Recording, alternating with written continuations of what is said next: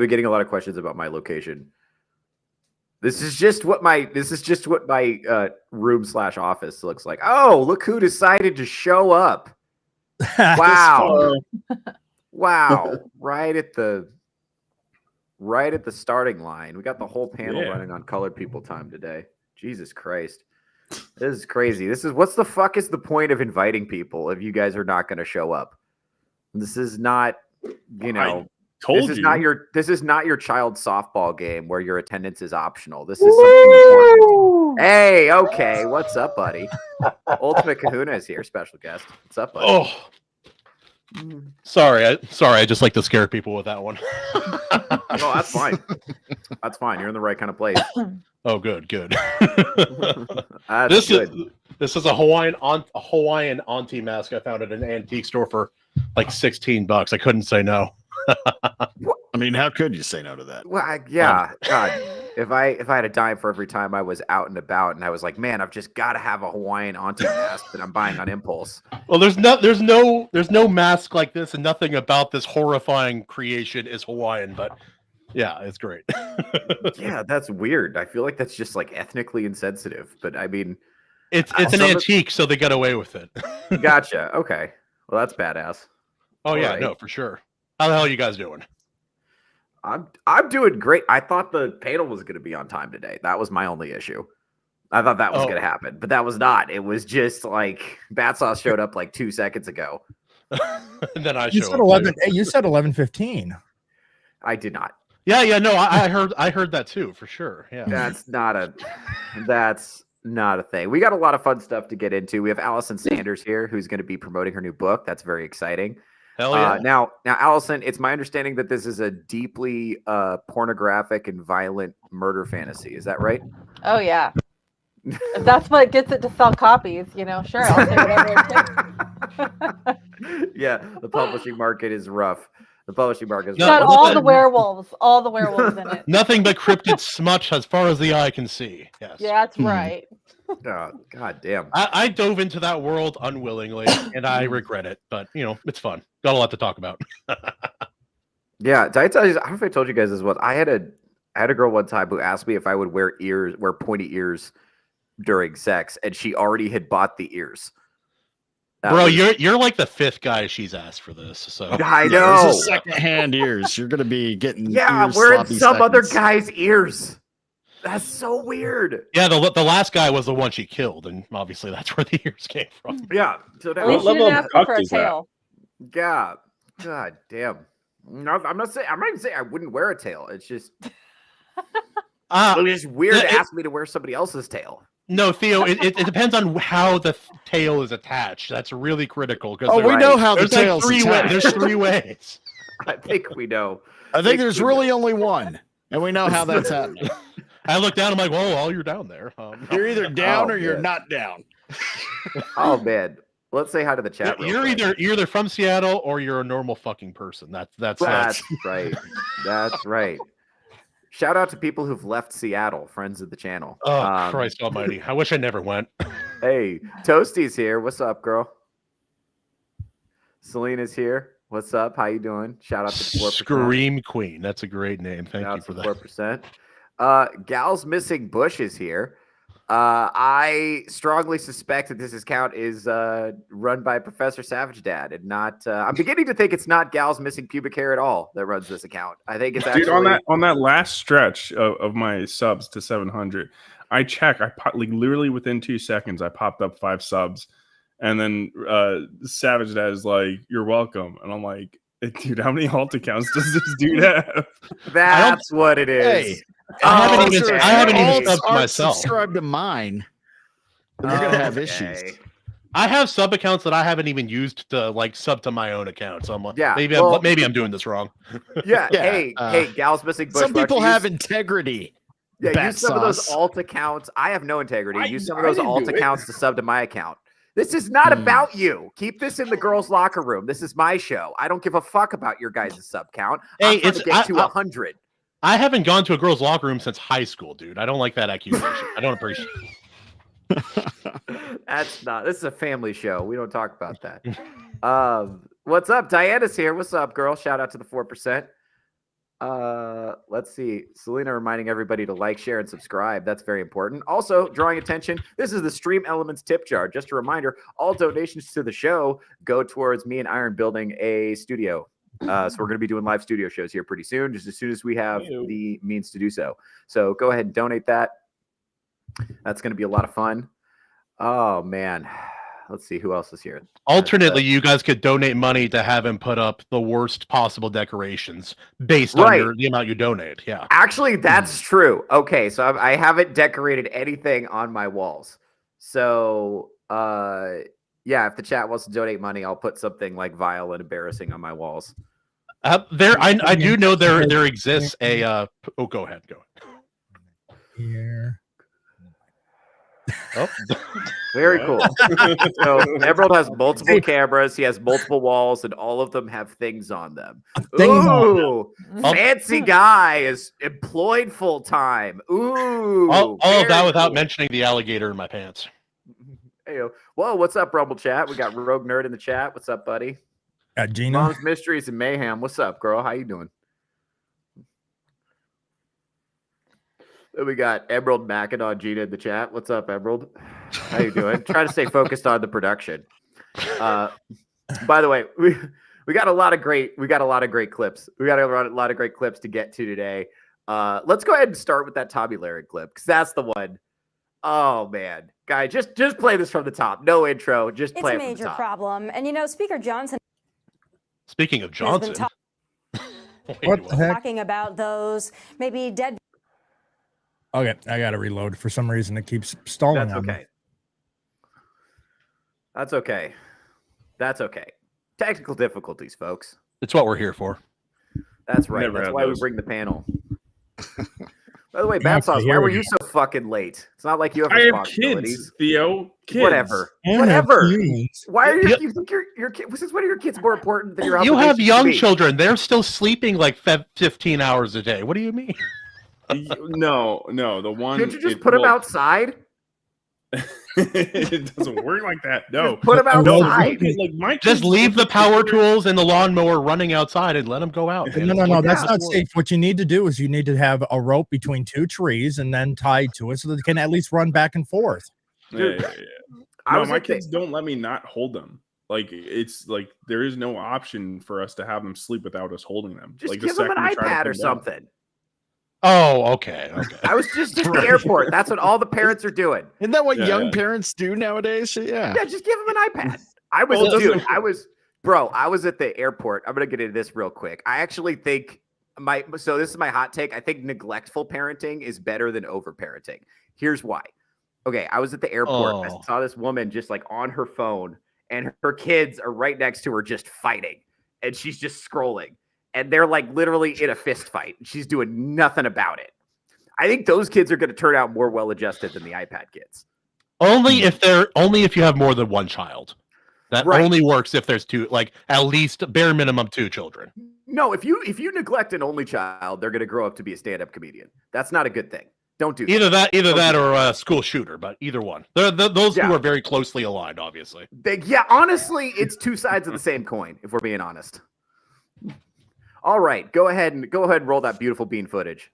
It's a major problem. And, Speaker Johnson has been talking about those maybe deadbeat folks that are on Medicaid, and maybe some of those folks are the stay-at-home sons. We don't know. But I'll tell you this, leave it to Gen Z to rebrand laziness and social awkwardness as something cutesy, like a stay-at-home son. They did much the same thing with quiet quitting, where you can go to work and do less. And if you call it quiet quitting, it's somehow better. But Laura, I got to tell you, this is also a big problem when it comes to, I think, declining birth rates. People not getting married and having children. That's a big problem. They blame it on women. Well, look at what young women have to choose from. The pickings are slim. Yes, we might have a feminism problem in America, but it's the feminization of men. There are a lot of young women out there that want to get married. They want to have kids. They want to have stable families. But there are a lot of young men out there who want to live in mama's basement and order DoorDash. And therein lies a big part of the problem. Oh, man. So I would say, like, who wouldn't want to go home to that? Yeah, right. Obviously, you could look at Japan with most things, right? But it's like Japan has had a culture of like they don't move out like for like ever. They live with their parents for like ever. And obviously, you could see from there declining birth rate. Mhm. But yeah, I don't know. If you were to get married and like live in your parents' basement, like honestly, like life is so much easier. But you also have to bear with being with your parents. You mean sexually, obviously? What? What? Again, those are not roommates; they're your parents. Yeah. It's like in high school, I had a friend of mine, Sarah. She her brother and his wife got married, and they were staying in his childhood bedroom, which was right next door to him. And she told us that, I'm like, how's your sleep schedule? She's like, I have soundproof headphones, and that's just how it is now. All right, but let's probe into this. Why do you think it is that men have checked out of the economy? Why do you think it is? Do you think it's because they've been told for 30 years to sit down, shut the fuck up, and let women lead? Do you think it's because they've been constantly degraded from every single media source, while women have been told how great they are? And by the way, it's partially all that, but I think also like there's this natural inclination for most people, not just women, but men also, to be lazy. And so like when all of the things that you want traditionally in life are stripped from you, or getting those things becomes so significantly harder, it seems nigh impossible. I understand people checking out, but I don't think that's the move, obviously, because it's like, oh, don't date women because there's so many bad women. I'm like, yeah, but if you want to be married, want to have children, want to have a fulfilling like long-term life, you can't just check out. It's like when Republicans checked out of culture. That didn't fix culture, did it? It's like the same thing. You can't check out of the game just because the game currently sucks. That's my opinion.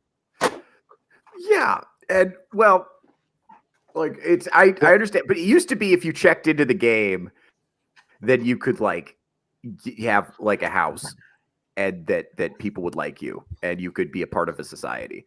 And now, like checking into the game means voluntarily participating in HR culture, where you're just treated like a presumptive rapist from the second you walk in the door.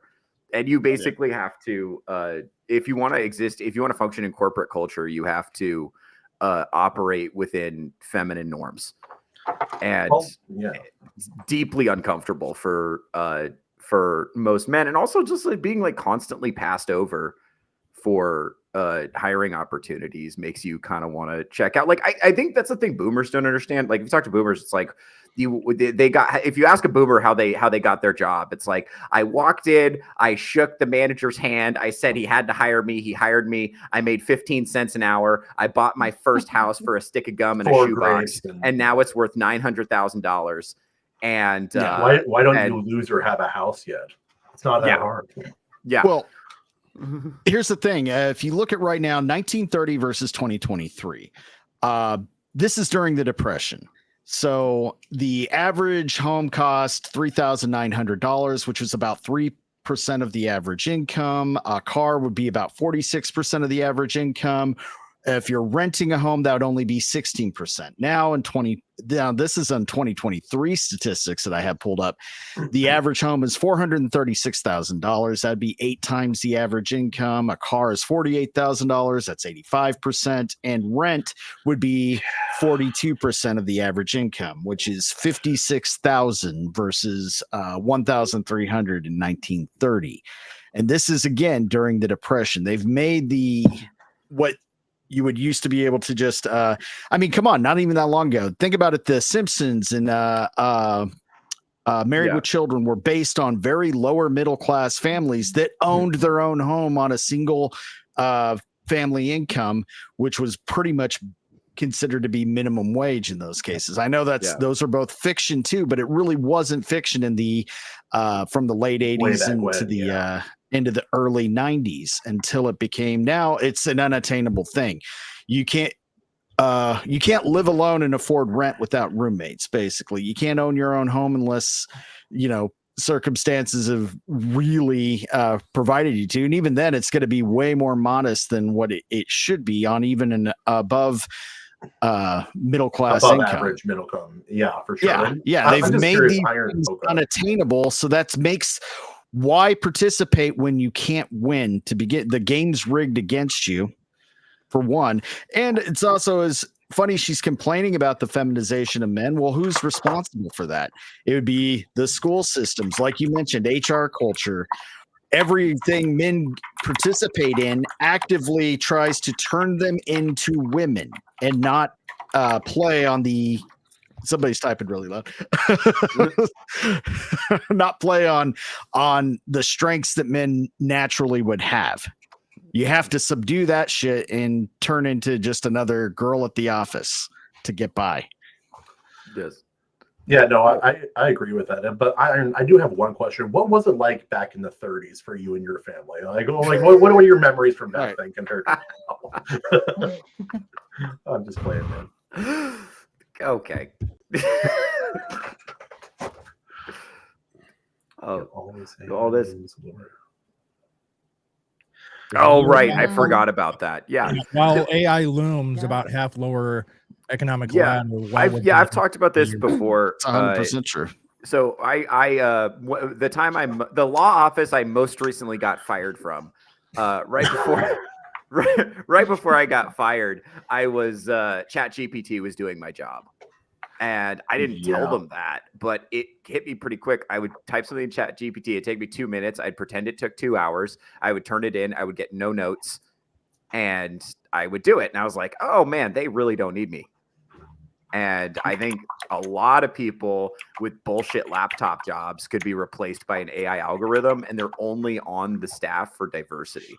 But the problem is when you give, especially a woman, a made-up bullshit laptop job where she makes $80,000 a year, she thinks that she's part of the aristocracy now, and that she's then entitled to marry within the aristocracy. Well, do you remember like a couple of years ago, like all those tech girls who were like showing in the life, and then they were like filming, they weren't even home.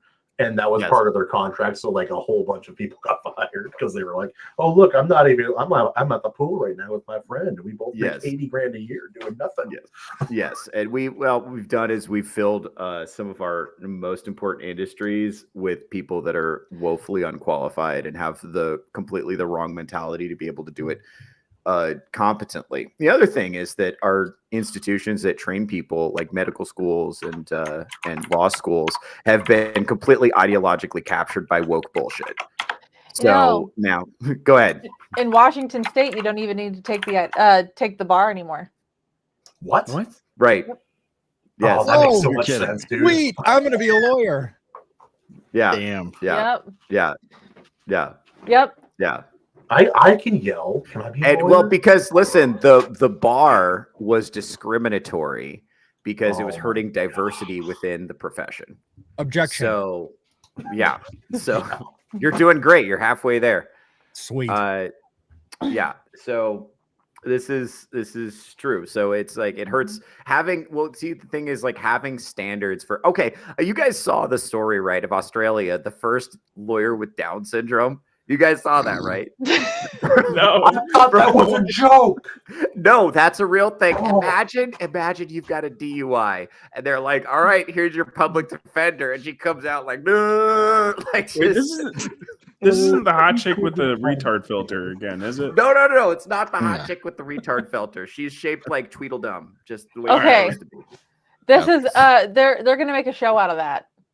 Oh yeah, excellent. Like the Good Doctor, you know what I mean? The Good Doctor drama. But it's the terrible lawyer. Wait, didn't Love on the Spectrum start? Like, wasn't that an Australian show? Did you guys ever see that? Yes. Oh my. Oh, so the show is going to be called Lawyer on the Down. Yeah, I think Theo applied to be a Lawyer Down Under. Yeah, I did. I was rejected. Lawyer Down Under. Yeah. Dude, can they get Shane Gillis to be the woman in that show? Yes. He could play the love interest. Oh, what's up, Toasty? Everybody, Toasty's not getting enough attention. What's up, girl? How you doing? Happy to be here. Shout out to the 4%. It's terrible. Like, here's the thing. It's like I know there's a lot of spectrum-y dudes that if they have the right kind of rules-oriented autism, they can be great at being a lawyer, being an accountant, or whatever. Down syndrome's not like that.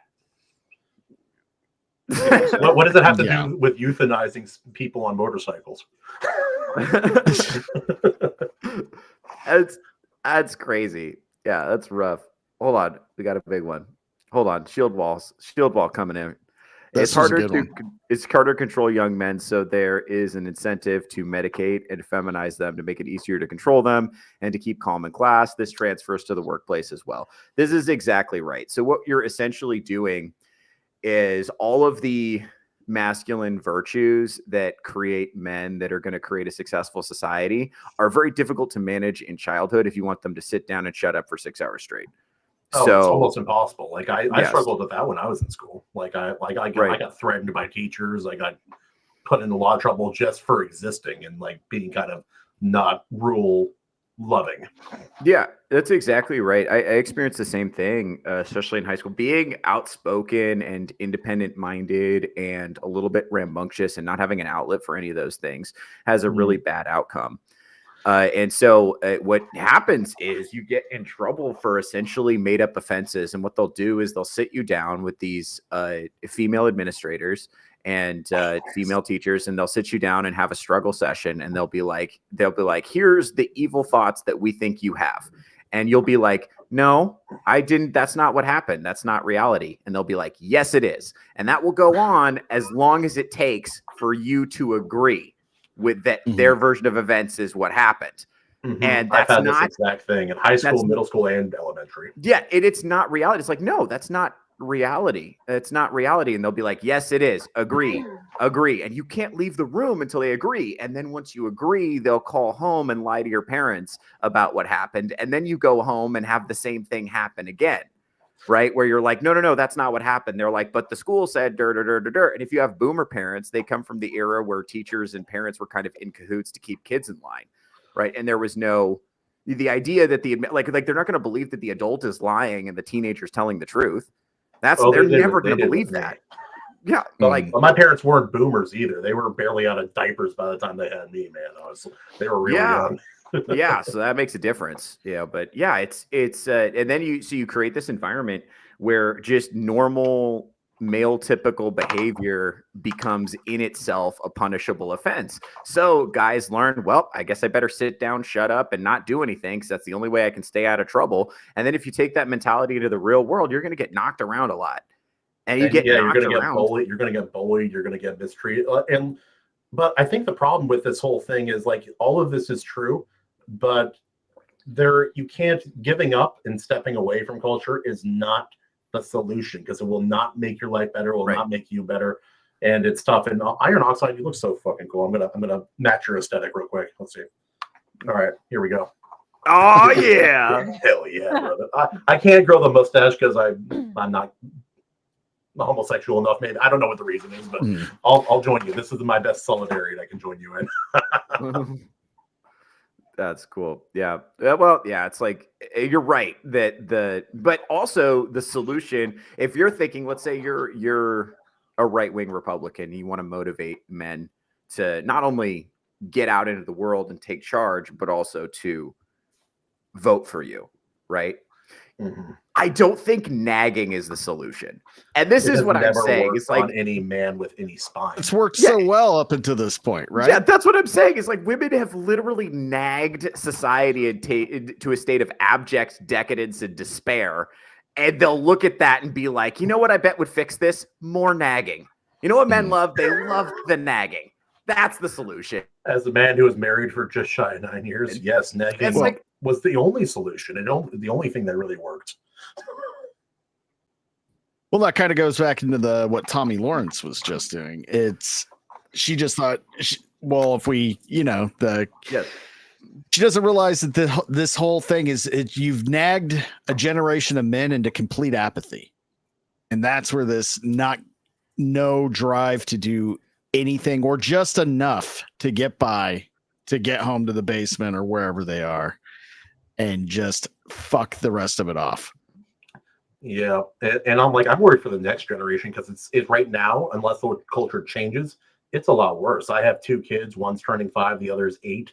And besides behavioral challenges with my oldest, it's like a lot of they don't really know what to do with him. It's like they give him more outside time for my oldest, and that helps a lot. It's like, gee, no wonder.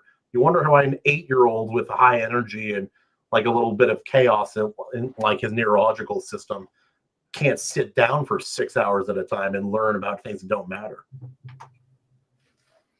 It's terrible. That's terrible. It's like, it's like, this is having it's clear that we're in a position where society is both boring and terrifying. And people are incredibly bored with their day-to-day lives, but they're also incredibly stressed out. And it's not the kind of stress where it's ever over. It's like slow drip, constant stress.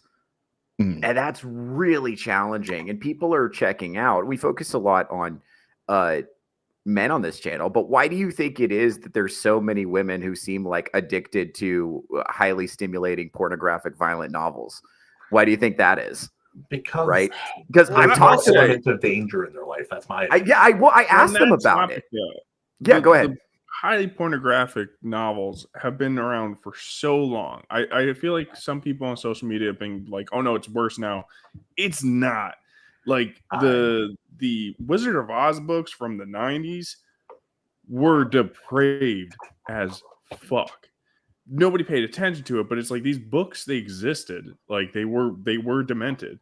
And like Kahuna, before you bring out a demented book from like today's age, like they had like sexual, I think, raping of munchkins involved. So the depravity was a license to write. Sure, I think you're right about the existence, but the difference I think now is the popularity and the shamelessness and the normalization and the shamelessness and the being just willing to just like talk about it openly in public. But to be fair, who hasn't thought about a munchkin sandwich at least once? I was informed by my audience that there's a Grinch version of like the smutty Bigfoot novel I read. There's a Grinch version of it. I'm like, oh, F me, I have to read that now. Darn it. You know, on the flip side, though, you have women reading pornographic books about werewolves. You know, and I think women, they want their, you know, they want men to be more beastie. You know what I mean? Like, that's the total flip side of it, is men are reading these violent books. And what did you just say? You know, it's like a fantasy, you know, it's what they want, but they can't be like that. They're kind of, it's why men like video games as well. Yeah. But women kind of want that too. Yes. Right. Yes. But women have also programmed men to think that they want the completely meek, feminized, I'm here for you, my lady bullshit. When that's no not woman the wants case. that. No woman really actually wants that. They'll even say they do, but they really don't. No, and a lot of times women say what they say they want out loud. A lot of times contradicts what they actually want. And that's it's something that I think we used to know this stuff about each other. We used to know that. We used to know that, like, being like kind of like macho. And you know, they don't. I don't think most women do not literally want to deal with a murderer. Most women don't literally want that. But you want a guy who knows how to do stuff, and that when there's a crisis, he's like, "All right, don't worry, we'll be okay. We'll take care of business." They like capable, assertive men, and that's why people loved the show Dexter. It's like he is a terrible person, if like based just solely on his actions, but he's thoughtful, he's capable, he's a go-getter, he does stuff, he's physically dominant. And so like women love that stuff. That they like that. They just don't understand that emotionally detached. That's never been me, bro. I'm screwed if that's a requirement. And I disagree with you 100%. I think everything about Dexter. I think Dexter's a wonderful person. He should be nominated to elected into Congress. I think he should move to DC. Aside from That'd be great. Allie, you're a woman. What kind of men do you go for? I mean the man I picked is well, when we first got together, we talked about this the other day, which is kind of funny. When we first got together, the track on my closet door was broken, and it was broken for years, and I had no freaking idea how to fix it. He comes in with his multi-tool, and he's like, "I got this, babe," and he fixes it. And he never looked hard, not once. Exactly. such And a I got flex. undressed immediately. I did too. I mean, I was just Right. So it looked like that Okay. scene from the end of Step Brothers. Like, I've traveled 500 miles to give you my seed. that multi-tool came out and those panties dropped. It was, That's exactly it was right. like, oh, it slides now. It's all over. so my previous brother-in-law, I mean, we always had this impression of him that he was just not really like if confrontation happened, he would fold. And it's just like it was hard to like to even try to respect him.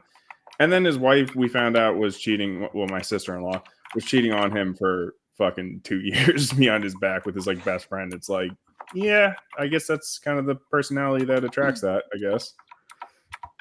Yeah. Not good. So No. Gentlemen, get a multi-tool and start fixing things, or you will get cuckolded. Yeah. Yeah. Well, I mean, I saw a man on the street thing when they went to a college campus, and one question to every younger guy walking around that they saw, and it was just simply, do you know how to change a tire? 92% was no. Oh fuck. Yeah, it's wild. Yeah. And they had a follow-up I'm not a question, do you mechanic. know how I to can do change your basic car's stuff. oil? Same thing. Yeah. So they Oh, never even got to fuck. question 2, because at 92% they're like, fuck it.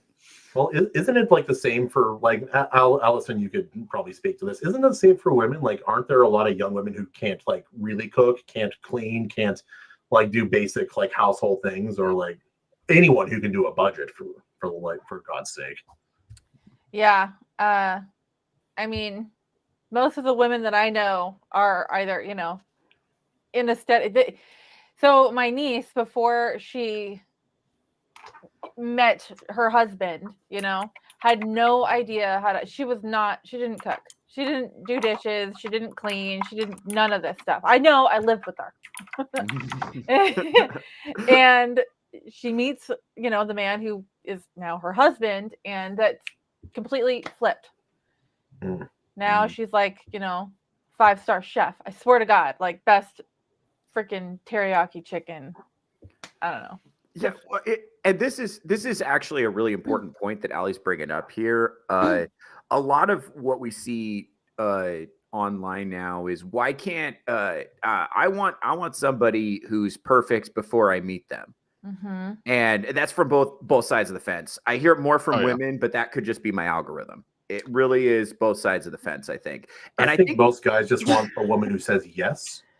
Well, yeah, but reality is people change in response to the presence of the opposite sex. Your mentality will change if you're around somebody that you're attracted to. I think it's especially true for women. Like you've like a lot of the most ardent. I tell the story all the time. I was in Salem, Oregon, doing some comedy, and I opened a door for a they them, and she went.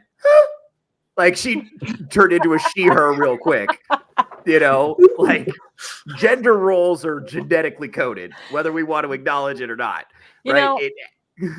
8 years ago, I thought a good meal was pastaroni and unseasoned hamburger meat, and last night I made homemade enchiladas that were pretty damn good. So I mean, yes, here we are. I gotta ask, does this do anything for you? I'm gentlemen in the chat, for $20, that might be all that separates you from the woman of your dreams. Is a $20 multi-tool. He carries that multi-tool with him to this day. or if you want to get like older women, get one of those knives, like Swiss Army knives that has all the tools on them automatically. Yeah. That'll do it too. Yeah, dude. I'm telling you, that's the thing. It's like women think they don't need a man. A lot of women have been programmed to think they don't need a man because the labor of the men around them that keeps the society up and running is invisible to them. Like they don't understand how the power grid works. They don't understand that, like the importance of police. They don't understand because they want to defund them. They don't understand that if you need your car to work. All of this is if you need roads built to drive your car on, if you need buildings erected, if you need places inside to live, if you like living inside, if you like air conditioning, and guess what? You need men. You like them. You're Hey, good. ladies, if you want the I plumbing erect to work, if you poles like for a living. flushing your toilet, right? If you like flushing your toilet, you need men. So like, I think, and a lot of women don't understand this until, like Allie's saying, you're confronted with a situation where a man is like useful in front of you. And Tommy Lauren, as much as I hate to say it, she's got a point. I mean, a lot of women, especially millennial and Gen Z women, have probably been surrounded by useless men their entire lives, and that's why they have such a low opinion of them. Now we can sit around and I do want to. This is actually like not as black pilling as you think, because there's a flip side. The bar for being like in the top 20% of most competent men is pretty low right now. Like, really, I'm serious, guys. Carry a fucking multi-tool and know how to use it and look for opportunities.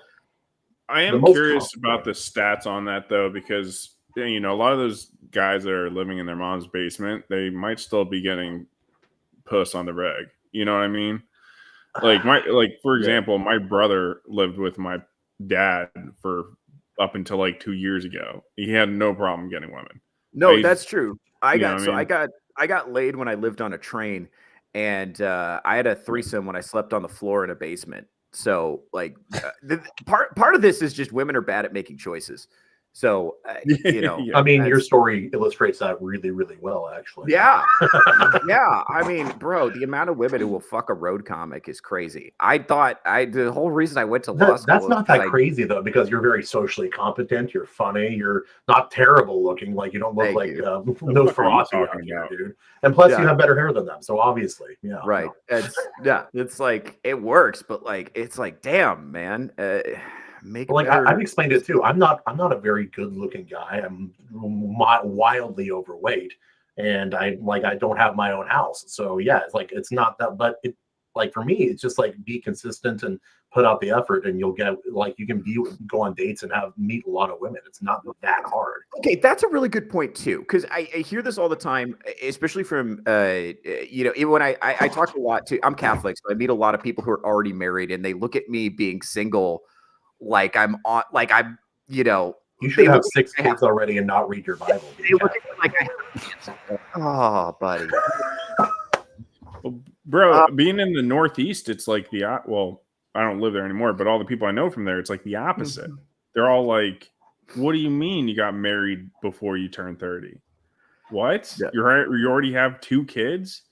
Like, I'm an outlier, which is not, it shouldn't be that way. It's you start having kids earlier. No, I agree with you. One of the things that happens is people will, especially like married people who aren't really in the streets. And I think a lot of men who are in the basement, consuming the world through their phone, that aren't actually going outside meeting women, is they'll see a woman be like, I'm not going to hook up with a guy, or I'm not going to date a guy unless he makes $600,000 a year and he's 6'2" and he drives a car and da-da-da-da. But if you look at who she actually interfaces with, it's fucking Chad from the vape shop who's got a slight paunch. It's not even true. She's just trying to filter out losers. Exactly. That's what that talk is about. Exactly.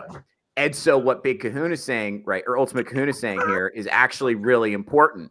Is actually, if you could become socially competent, and just and it doesn't take much to be the most socially competent guy, because so many dudes are socially retarded. If you can learn how to talk a little bit, have a little bit of confidence, learn how to use a multi-tool, like Allison is saying, I consistently have a negative. They have no trouble meeting women. None. Whoa. So, this is, you know what I'm saying? This is the idea that it's only rich, tall. I'm 5'7". That's the cutoff where women stop treating you like a person. Okay. I don't have a and I'm poor. I have no trouble in this department. Meeting a woman of quality, whole different thing. Right. But in terms of actually finding takers, they're out there. Right. So I don't know. I think a lot of people a lot of the reasons people are checking out is because they're consuming the world through the phone. They're only looking at what women say. What women say and what they actually do are wildly different things. Like what they actually like the truth is, what do women like? Women like guys who know how to do stuff, who have goals, who do what they say they're going to do, and show up when they say they're going to show up. Allison, more on this. Where are you? Over this way. Yes. Allison, tell me about this. I mean, your guy, I know your guy. He's a tall, decent looking guy with a good job. Yeah. But also, like, he knows how to use a multi-tool, damn it. Yes. Yes. And he's consistent and he's honest. I know him. He's a buddy of mine. But and he's ambitious too. Like, ex-boyfriend, always complained about, the job that he had at the time. Always complained, always talked about all these things he wanted to do in his life. Never, ever, as far as I know to this day, he is still working in that same crappy job. Like, no ambition to do anything outside of what his dad did. Now, like, women like ambition. Women like being, capability. Women like to be taken care of as much as men like to be taken care of. Allison, I got a question. How important, like, say you were single and you're going on a date with someone, like, how important is it that you feel safe with this person? Oh, is that like, I think that's an underrated but hugely important criteria. Yes. Yes, it's true. It is. So before I met, that's a good comment. Yeah, I went on this date with this guy who was he was fine, but he just gave you the heebie-jeebies, and he would say things that would give you the heebie-jeebies. And he's like, do you want to go on a walk on the dock with me? I'm like, fuck no, I don't want to go on. I'm not gonna be shark bait for your next fishing VOD, brother. Sorry. Yeah, nobody would hear you scream out there. I know. Body wouldn't even make a splash. No.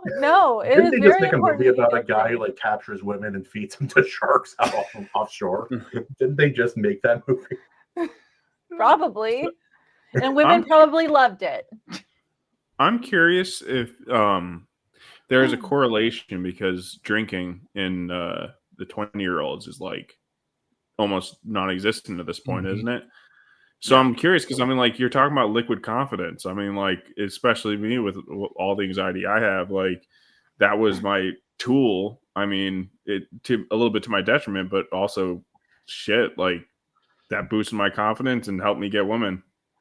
Well, I think it's better to go out and make mistakes than to not go out at all. That's kind of the difference we're seeing. Like, before, people would go out, they'd get drunk, or they'd make mistakes socially. But I think it's better to you have to make mistakes. It's better than the alternate, which is not trying at all. No, that's true. I talk about this a lot. So this is a problem in our culture right now, because we teach young men that the worst thing you could possibly be is a creep, and a lot of men are terrified of that. But here's the thing: talking to women is a difficult skill for men to learn. It's like playing the violin. And when you start playing the violin, it's fucking terrible. It sounds like a cat's dying.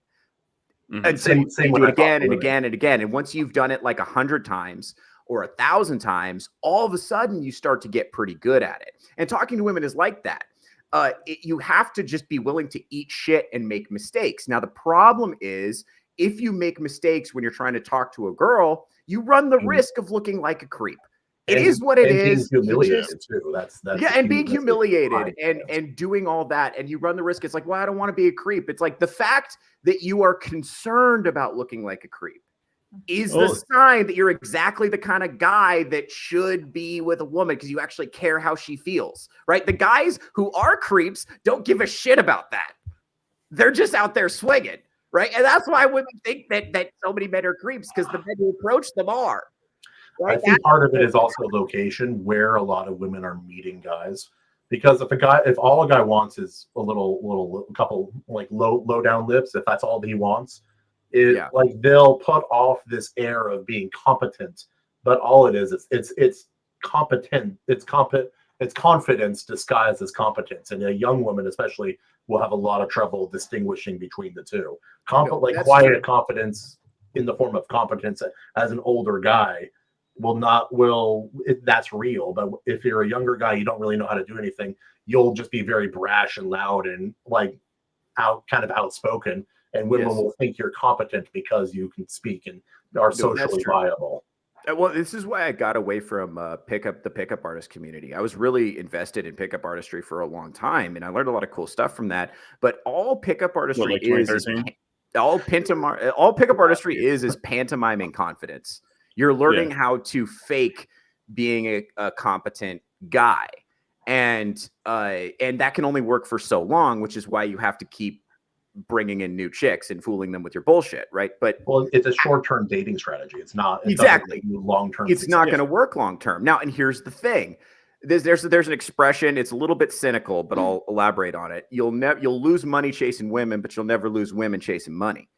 And what that means is, if you're a young guy and you're like, oh, my dating options suck right now, that's because you're a young guy. You don't have anything to offer. So if you're 18, 19, 20 years old and it's not going well for you, that's just a life stage thing. If you focus right now on building your skills, building your socialization, being more competent, eventually things are going to turn around for you because you'll have something to offer. You'll have skills, get some ambitions. You'll have skills. You'll have goals. You'll have Imagine ambitions. having your own place as like not even that young, like a 25-year-old guy. You know how many 25-year-old guys do not have their own place? That alone will set you apart from your average guy that these women are encountering. Absolutely. Even if it's a tiny home. Yeah, it's like, and here's the thing, and by the way, we're not talking about buying a home at this point. We're talking about just renting a decent place that you keep clean. If you stock hand soap, that will impress women. Literally, I've seen this. Gay men. Yeah, if you and gay men, yes, depending on what you're into. We don't discriminate here at the Touch Grass podcast. Well, yeah, you want to know what? What about toilet paper? Unnecessary. We've talked about this at length. Unnecessary. Don't need it. That's big paper propaganda. Don't need it. I know. Just use your left hand like Chinese people. Hashtag hose it out. We don't need that. Don't need it. Completely ridiculous. Vagabond's here. What's up, buddy? Yeah, totally on time with plants on my head and shit.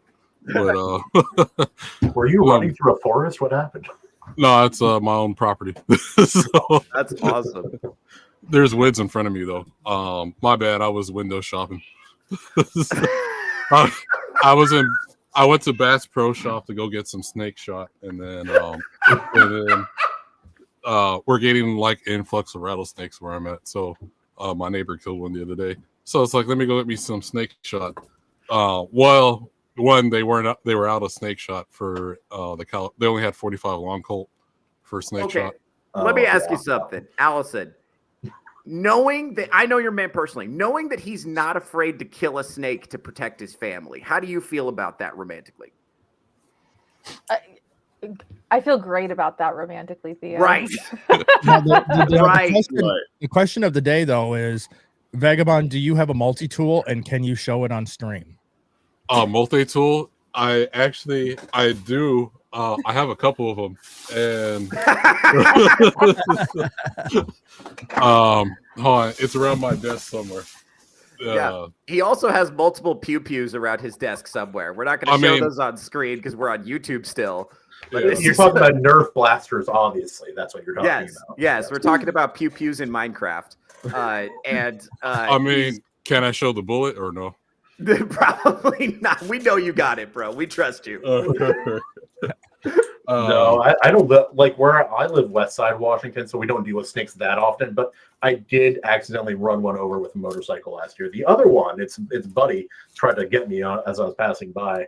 My dad, he was ahead of me on the trail, like off-road motorcycle riding, and he waved his hands at me. If he hadn't done that, I probably would have seen the two like 7-foot-long snakes right on the middle of the trail and could have avoided them. But it's like, here's my measuring one of my measuring tapes, and then, that's right by the desk, so we can check out the third leg. Yeah, now, over on in the east side of Washington, I mean, when I go out on hiking trails and stuff like that, I do see a decent amount of snakes, but nothing that's in the kind of the poisonous range. A lot of just your standard garter snakes and stuff like that. But like, here's one from Bass Pro Shop. There it is. But Allison, think about this. Okay, now let's say because recently I had an experience. I was around some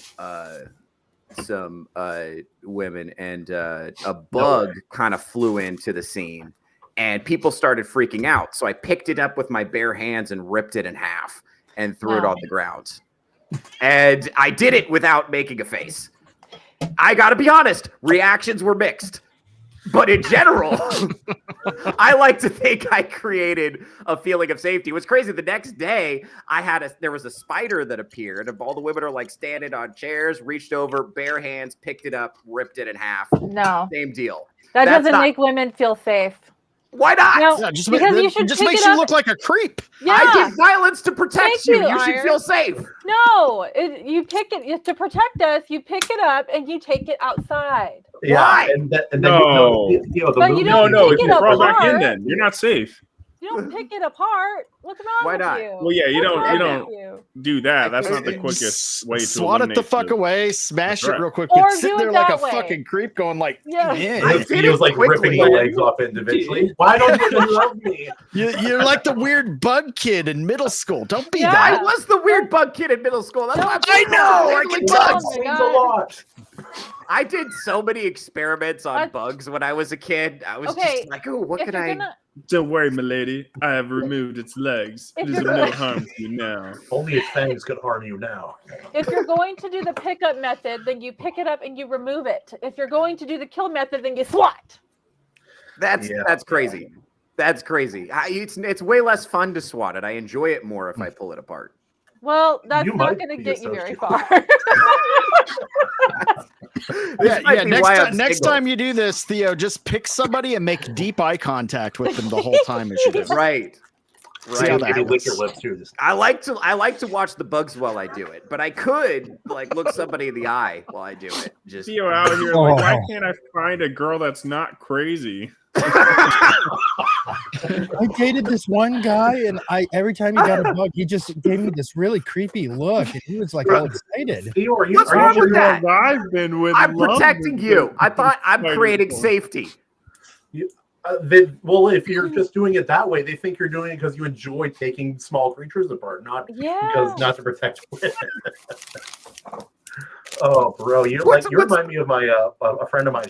She grew up in the boonies, kind of where I live. Yeah. It's like, what did you guys do for fun growing up? Oh, you would catch little bugs and termites and put them in spider webs, and then watch the spiders wrap them up and suck them dry. I'm like, you desperately needed a television. What the hell were you? My dad used to We've do done that. Like he'll catch like black widows and praying mantis and put them like one of those big pretzel jars, and then like catch whatever other bug he found in the yard and toss them in there, and we just watch them fight to death. Yeah. I did. When I was a kid, I found out that praying mantises and grasshoppers were related, so I put two of them in the same bug catcher to see what they would do. Turns out the praying mantis will just eat the fucking grasshopper. That's what It'll eat happens. any animal it can. Yeah. It's great. The only bug I don't mess with is centipedes, because I've been bitten by those. And like over in Hawaii, I've seen them up to 10, 11 inches long, thick as one of my fingers. And those suckers, you can't, like if you stomp on it with Vuvop, not dead. If you poke it in the middle, it'll bend up and bite you and sting you at the same. They're the worst animal on the planet, and I cannot stand them. I hate them so much. I even hate the house centipedes. Like I know they're supposedly harmless, but they just like the fuck you in my house for. They ain't. Well, it's okay. Theo will just take them apart one by one, like my leg. Nothing wrong with that, by the way. You actually prefer centipedes because there's that many more legs to take off. Just one. It's like that feeling when you remove glue, you know. Did anybody else do that? You know.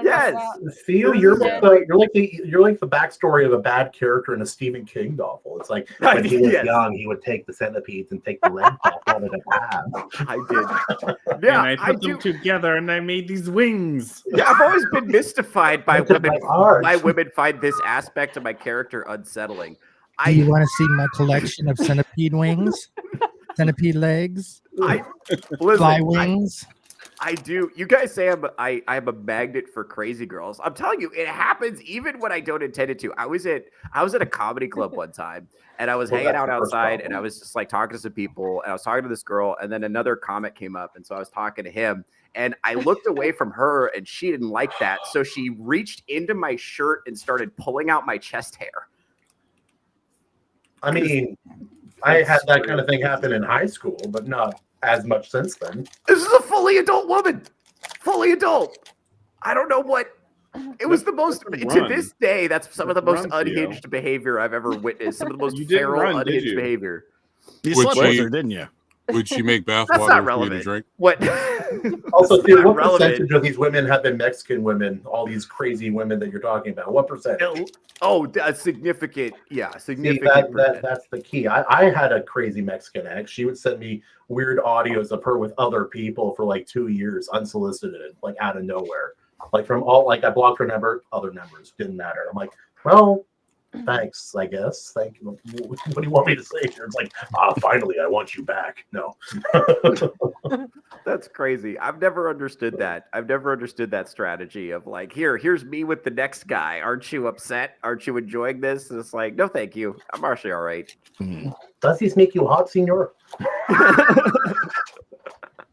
Oh, are you sure? Man. Well, listen, the first hour of the show has been spent offering a somewhat inspiring message to young men, I feel like. Let's see. What is Emerald? Can you pull up what the Democrats what the Democrats are using to reach out to you? Oh, there she is.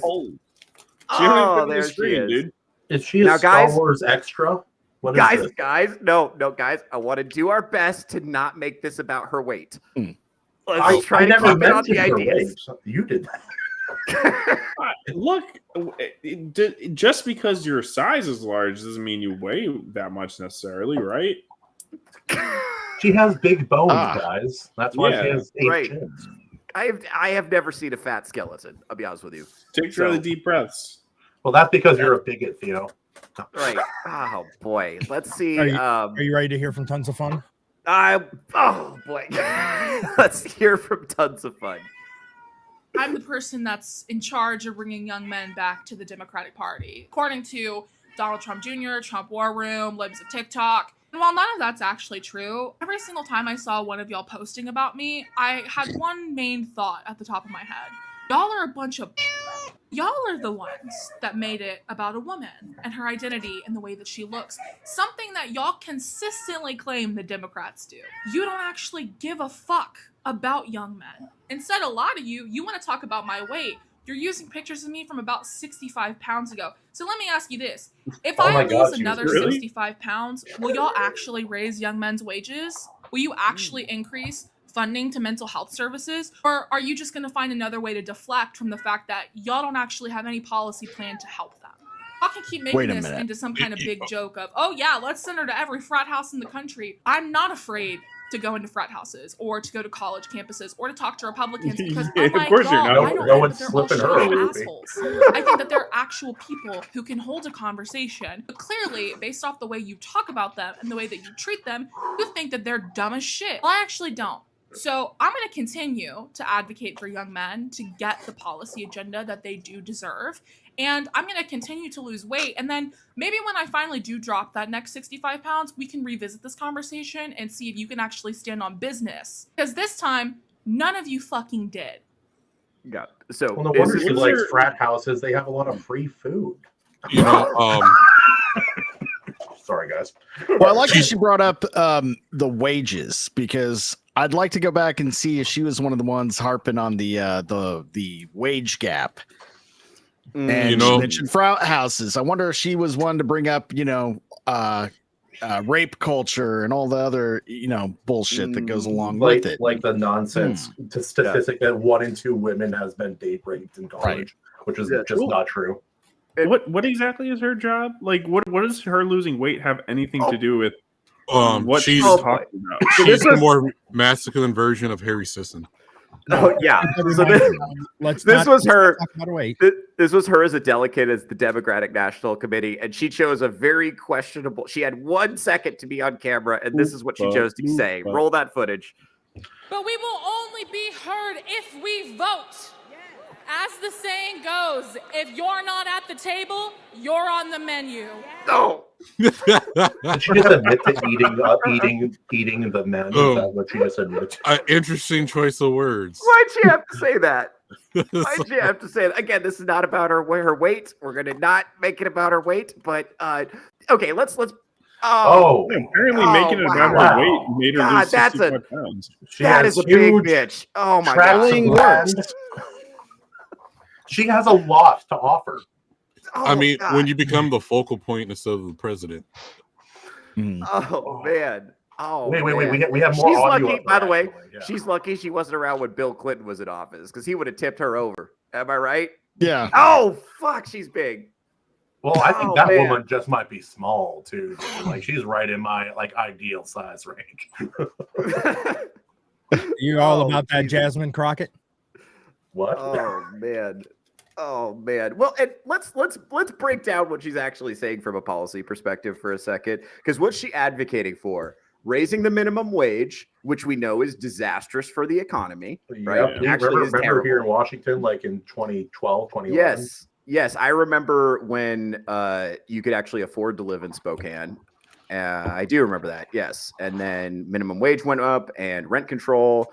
And pretty soon it was really, really tough to convince anybody to hire you. It was really tough to afford housing. And if your English was your only language, for sure. I remember that. Yeah. Okay. And I do got to point some out. So Biden is 6 feet tall. Oh, fuck.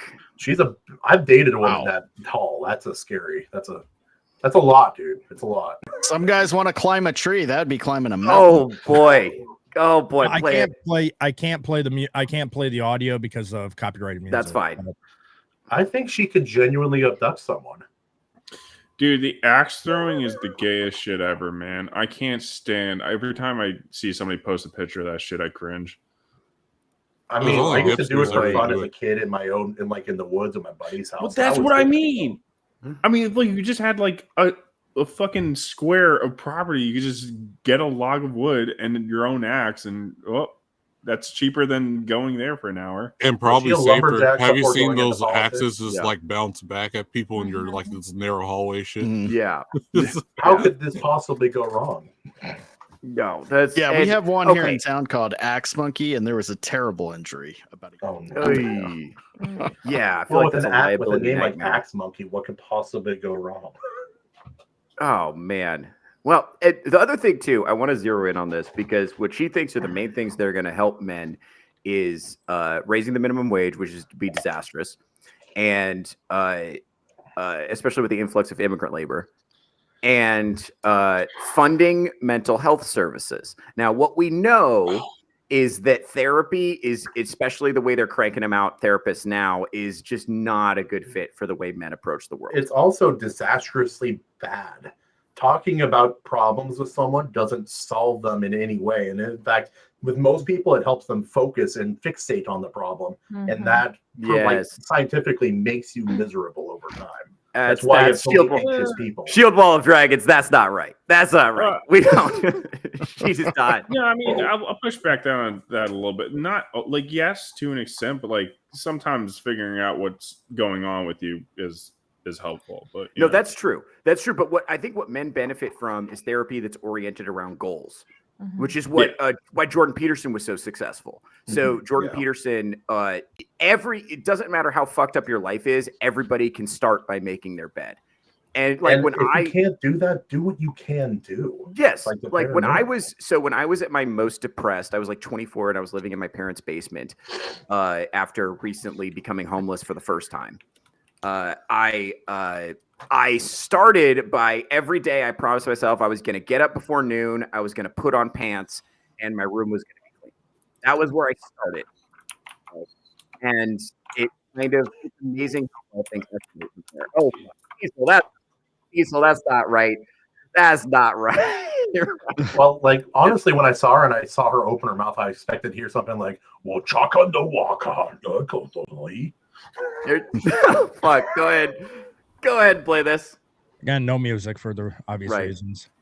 Me getting ready to be as mean as possible to the conservative men who talk to me crazy. That's going to switch over young male conservative voters real fast. So she's going to go nag them like we were talking about earlier. Yes. This is go ahead. Oh, I was just going to talk about the mental health. I'm glad you brought up Jordan Peterson because they pretty much pushed him out of the scene and they've replaced who's in control of all the mental health for the most part. It's women. So none of it's catered to. They want a blanket cure for all mental health instead of designing it in a way that approaches each person differently. Yeah, we might have to do a reaction on the Patreon to this live stream.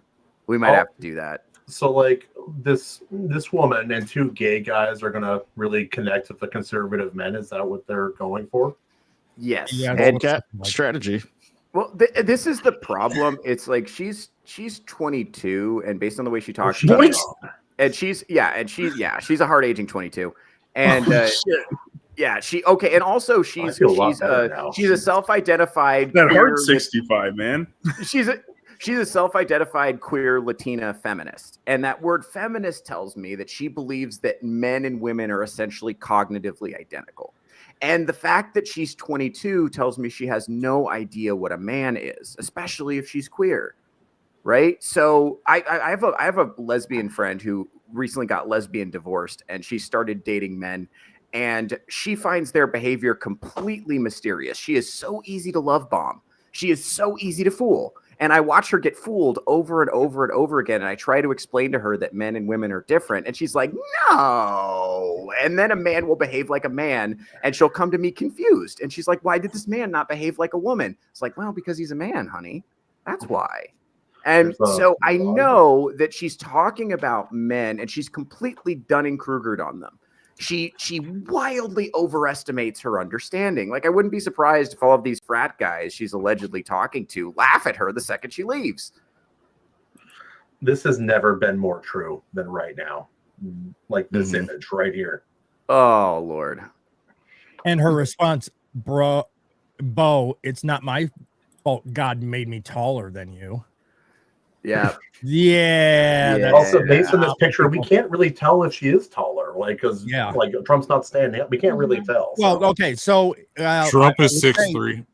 Yeah, well, I would say look at the flags behind them, and you God can didn't kinda make her see where the fatter. rose is star. But Miss America is behind the desk. And I have a feeling that Olivia can't fit behind the desk, so that's why she's out in front of it. So you have a matter of perspective. Well, no, you're probably right. Trump is 6'3". Biden is 6 foot. Miss America's most likely wearing high heels. Where she has the tiara on, so she's most likely wearing high heels. Women models are typically quite tall, though. Anyway, like 6 foot is not uncommon for models. Yeah. I don't know. Maybe that looks like that chick ate Joe Biden. That's tough. And so what's crazy about this is a person who fundamentally has no idea what she's talking about and has no idea how to help young men. And she thinks the problem is that conservative people are just being mean and this is making it go ahead. Okay. Oh no. I also think it's just so abundantly clear that the people who say these things don't actually spend time talking to young men. You know this because we know each other in real life, but I spend a lot of time on college campuses, and I spend a lot of time with young men. I love young men. I love frat guys, and in that I realize like even the ones that identify as conservative are almost always pro-choice. They're almost always pro-gay marriage. You'd be surprised at the number of them who supported Black Lives Matter. And so I feel like people just kind of lump them into this box when the truth is, again, a lot of them are with us on the issues. They're just not part of our coalition because they feel like they're not welcomed in it. And about can I interject? About 80. Go ahead, Allie. Allie first. And Yeah, everybody else. Allie, go ahead. About 80% of those men are lying to her, so she'll shut up and get out of their face. Yeah. Yeah, because what do I have to say to make her stop talking to me as quickly as possible? Well, okay, and a lot of us been around barking harpies. Like, okay, like like as soon as you say your actual opinion, they're just gonna go off and like never stop. And like, okay, I'm at this campus. I don't want to draw attention to myself. I'll just say what she wants to hear. Like maybe I won't say my whole opinion, but I'll give her like little bits and pieces and move on. Yeah, no, that, yeah. And also, like, can you, like, let's gender reverse what she said. Yeah. Joe, you know me. I talk to young women on campus. I love young women. Yeah. Imagine me coming on here being like, Marza, clip I that. love that. young women. I love young women. Imagine that shit. Please don't clip that. Please don't Arza, clip it. Please don't. Arza, no. You're fired if you clip that. It's not. Please don't. It's good. It's like Theo and Kahuna canceled again for loving young women. Just imagine that shit. It's like this is a person who's just woefully out of touch.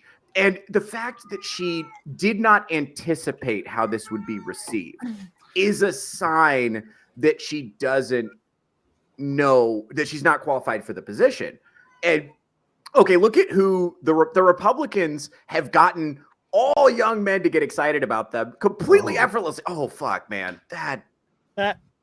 Why is she with a cosplayer as Palpatine? I don't get it. See, she's the type of Star Wars chick. connection. Is that it? No, she's the type of chick like you and your bros are like, okay, they all got one of them's gonna take one for the team, so we can smash the other two or whatever, and like or whatever, you know. And so someone's like, all right, I'll do it, and like that person's just hearing all her opinions. I disagree, Vegamon. No one's volunteering for this one. This is like a rock paper scissors thing, man. You're not taking that bullet. Oh Lord, Look at the coin. Regretting agreeing to even going out this evening to get stuck. Yeah, okay. The Republicans, meanwhile, have look who's on the Republican side. You've got Donald Trump, who's like Alpha Chad Thundercock. You've got RFK Jr., who's fucking ripped at 70 years old. You got Pete Hegseth, who's a total badass, who like literally Rogan, who isn't even really conservative. It's like wild. even like Tulsi Gabbard, who's fucking hot, who's not even a conservative, but she's a badass, and she actually like tells the truth. So like that, the whole side is just absolutely stacked with people that are going to capture young men's attention, and the Democrats are like, how do we fix it? And the entire like comedy and podcasting space has essentially been comedy has gotten way less politically correct in like the last 2 years. I've noticed. Like Theo, you know comedians, and you're a comedian. Like you have to have noticed that as well. I've noticed it absolutely way. Like it's almost like an overcompensation recently. Yeah, I get frustrated. I talk about this all the time. I get frustrated with the Kill Tony effect, where it's like oh boy, that was the photo that made people wonder if she was like biologically male. Like I saw somebody, Peter Griffin with long hair. Yeah, it's not good. It's not good. This is like the Native American that nobody talks about. Oh man, it looks like your buddy that didn't graduate on time but could DM a hell of a D&D session. Oh, yeah. You know, I'd play a game with that, bro. There used to be this LAN party store in San Diego and on Rosecrans. There was a guy, I swear, lived in there with like mustard or cheese stained pants and shit, and walked in there barefoot. That's what that looks like right now. Yeah. But I mean, look at the title. Meet the Democrats' new secret weapon. What, the Death Star? But see, here's the thing. Remember, speaking of young men, like they don't know what young men want. Remember, there was a school where they put tampons in the boys' bathroom and thinking that it was going to be a safe space for tampons. The shit was like in the trash.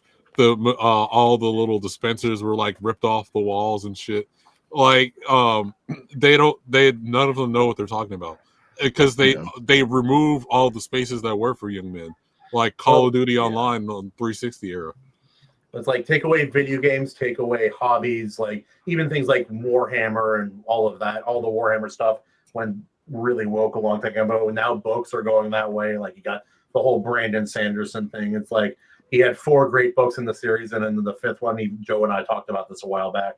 It's like they started using modern like pronoun language. It's like, that's racist, Kaladin, the little spirit helper said to her heroic manly man, like companion. I'm like, what the hell is this? Are you using a microaggression against me?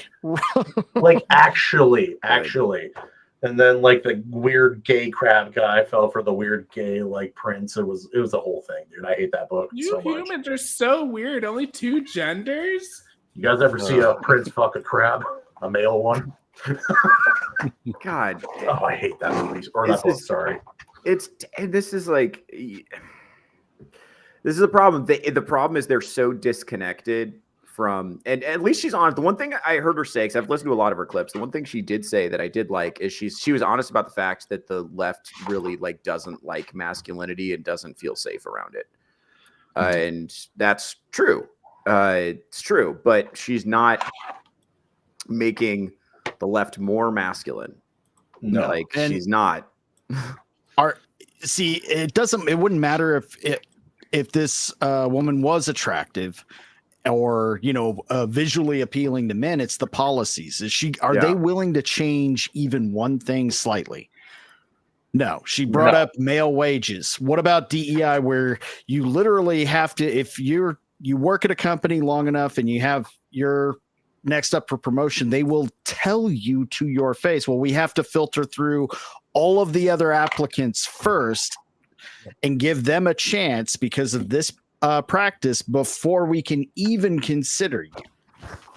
Yeah. And they know this. So until they're willing to bend on any of these policies, nothing's going to change, no matter how they market it. Also, like on the conservative side of the kind of conversation, I think there's a missed opportunity with conservative leaning people as well, and that is that a lot of the more obviously feminine men, like temperamentally, just like how they are naturally, have been kind of co-opted by the left and told that you're trans or you're gay.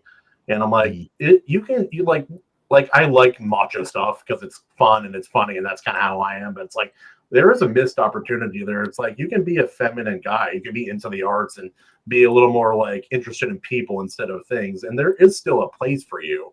And I don't know, maybe that's a conversation worth having on the conservative side of things as well. Because right now they're all going left and told that they should cut their dick in half, and that's just normal. Yeah, not ideal. Not ideal. No, the right is definitely more inclusive and accepting. Look at Scott Pressler. Guys, yeah. It's just this is a person who's being put out there, and it's fundamentally no. And I think you're right. It wouldn't matter if she. Oh man, that's a really unflattering picture of her. Is what I would say. That's not nice. That's gotta be photoshopped. It's not really her. Not nice. Yeah, that's bad lighting, is what that is. You gotta get a glamour shot in here. AI generated, not real. I don't see it. That's a cheap fake. No, and this is a person, like I said, has fundamentally no idea what she's talking about, and she's being put. And it's clear that like no one in the Democrat side knows what they're talking about either. This is just such a huge swing and a miss for them, and it's like.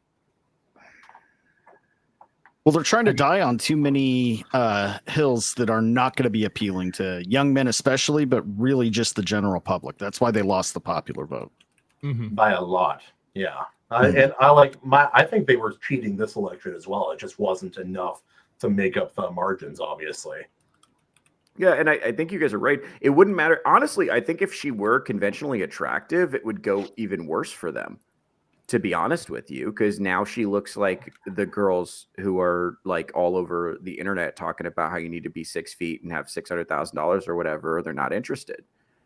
Mm-hmm. You know, I think it would go even worse. I think you would have to, but then again, if you look at the men they tried to trot out, the Henry Sissons and the Dean, whatever the fucks, like this brigade of twinks that they keep trotting out to self-flagellate and apologize for being male, like that hasn't worked out either. Of course not, because there's nothing admirable about that temperament and behavior. Nothing as a man that is appealing about that ideal. A good example of this is look at iDubbbz and his wife Anicia. Clearly, she don't really give a shit about him. She goggles over Hassan Piker, even though that dude has the dumbest opinions on earth, and just flails his arms around him a bit. There's nothing iDubbbz could do to match against Hassan. I'm sorry. I found out a piece of info that kind of explains that relationship a little bit more. Apparently, she took his virginity when he was like 24, like 23 or 24. Yikes. And I'm like, okay, well, now I get it. The guy gets a little bit of slatch for the first time and like molds his whole personality around maintaining that. It's not admirable or good, but I understand that. I understand that aspect. All right, so it looks like, Emerald, if I'm reading this right, it looks like they invested $20 million in this initiative. Yep. In a project called Speaking with American Men, a strategic plan. They're calling it SAM. To study and connect with young male viewers after losing ground with this demographic in 2024 election. The initiative led by operatives like Elise Hogg and John Del Volpe. This is like South Park where they try to get the kids to read the terms of service, and it's like, why can't we get them to read?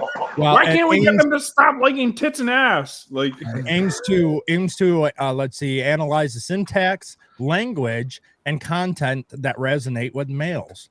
Dominate online spaces such as video games, cryptocurrency, fitness, and DIY videos, with funds allocated over a 2-year budget for research, outreach, organizing, and communication. Okay, what I get from that, they're trying to let's insert the message in more stuff men like. That'll work. Yeah, where it's like, think about what the stuff men like. They like cryptocurrency, they like fitness content, they like DIY videos, right? So what are all those things? Those are ways to become wealthy, fit, and competent.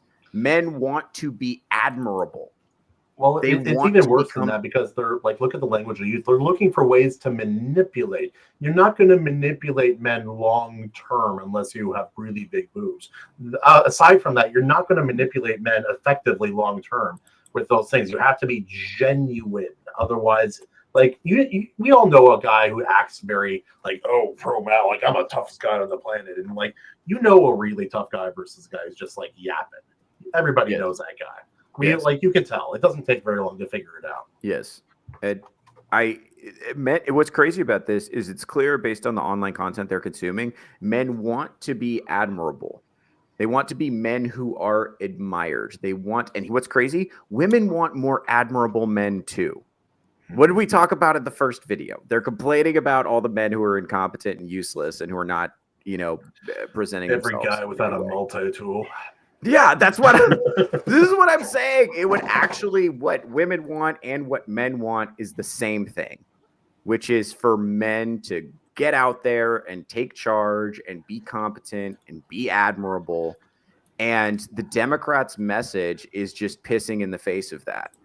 And there's no way to dress it up. Like, they're like, go ahead. Oh, sorry. Culturally, like if that's their move, if they're going to culturally keep pushing that as the cultural norm, that's going to drive more people towards like the womanizing, selfish mentality of like the Andrew Tates of the world. And it's like, yeah, Tate is not a great guy, and but he says things that makes it like you'd rather be the like successful like dickhead than the loser. That's universally true for men.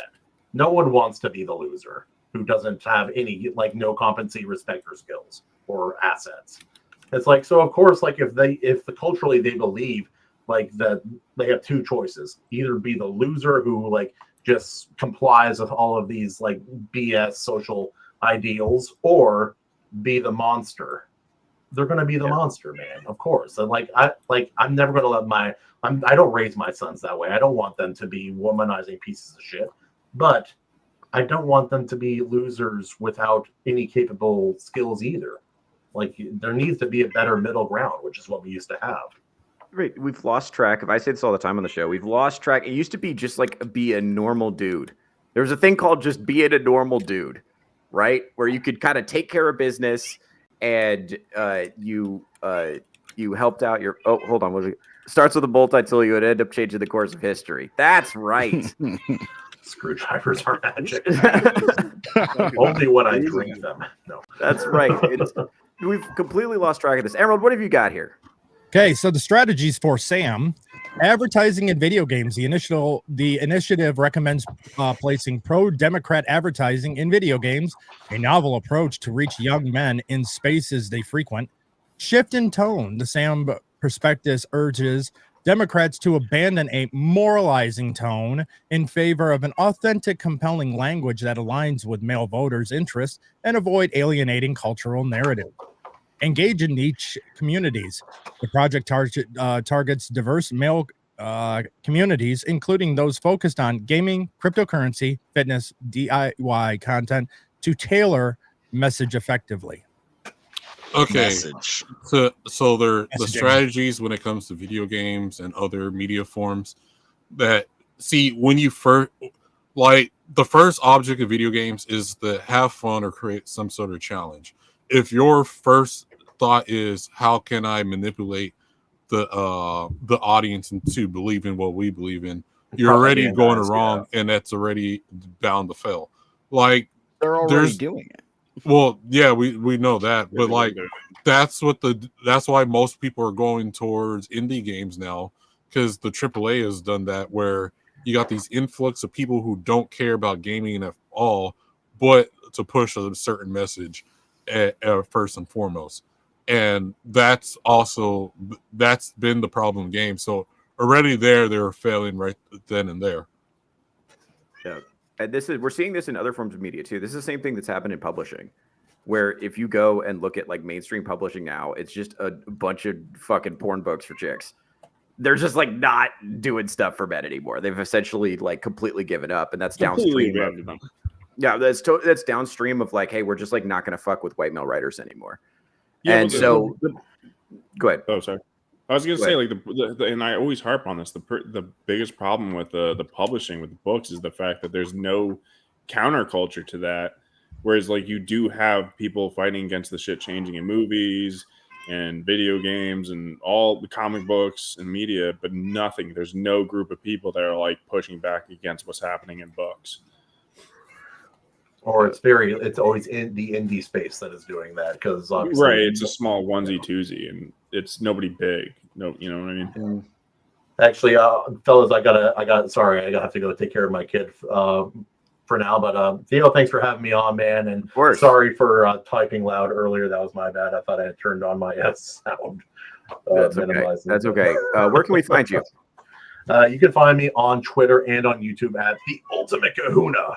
And also on the Iron Seas podcast. So we'll be having a video coming out here soon talking about the in-depths and the origins of noir, both in film and in books, and the influences that on modern film based on that. But yeah, absolutely, guys.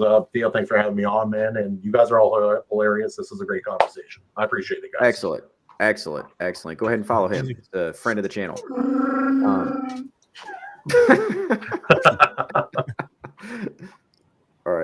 All right. Thanks. Always a pleasure to have him on. Yeah, Ali, I wanted to kick the ball to you.